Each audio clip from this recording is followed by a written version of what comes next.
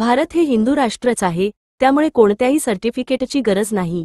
मी फक्त हिंदू मतावरच आमदार झालो आहे। हिंदूचे ईव्हीएम म्हणजे एव्हरी वोट अगेन्स्ट मुल्ला।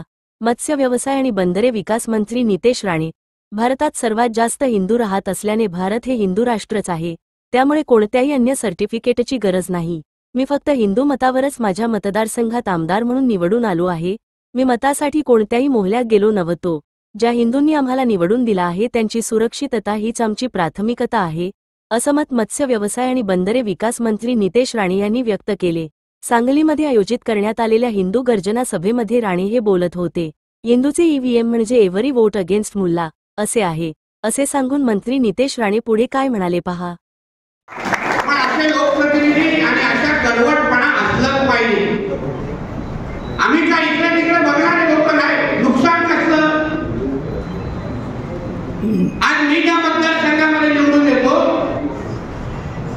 मी अभिमानाने सांगतो मी आमदार हा हिंदू मतांवरच झालेलो आहे। आम्हाला जास्त अभिमान आहे।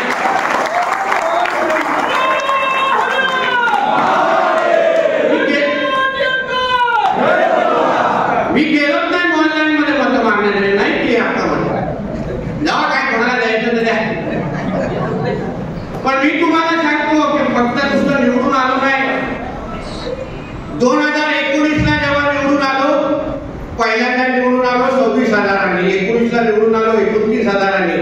मग ह्याच वर्षी जेव्हा लोकसभाची निवडणूक झाली, ज्यामध्ये वडील तिकडचे उमेदवार होते खासदार म्हणून, तेव्हा 29,000 वरून 42,000 वर गेलो।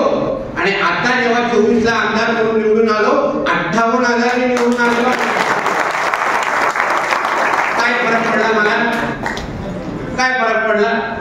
उलट माझे सर्वात जास्त व्हिडिओ फिरवत होते ते मुंबईवरून आलेले, सौदीवरून आलेले मला पाडण्यासाठी बॅगा करून। त्या कैसा भी इसको गिराओ वरने विधानसभा में हम लोग को तो जीने देता नहीं। पण माझ्या इकडला हिंदू समाज जागरूक झाला, उभा राहिला, मतदान केलं आणि आज आमदार नाही मंत्री म्हणून मी तुमच्या समोर इथे आलेलो आहे। काही फरक पडत नाही। आपण आपली भूमिका सरळ स्पष्ट असली पाहिजे की बाबा मला हिंदूंच्याच मतावर निवडून यायचंय, बाकी सगळ्यांची गरज नाही। काय फरक पडत नाही।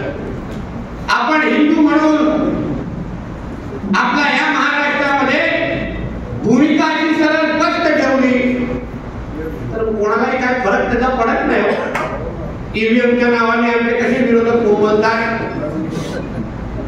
हजम होत नाही का हिंदू समाज एकत्र येऊन कसं मतदान करू शकतो।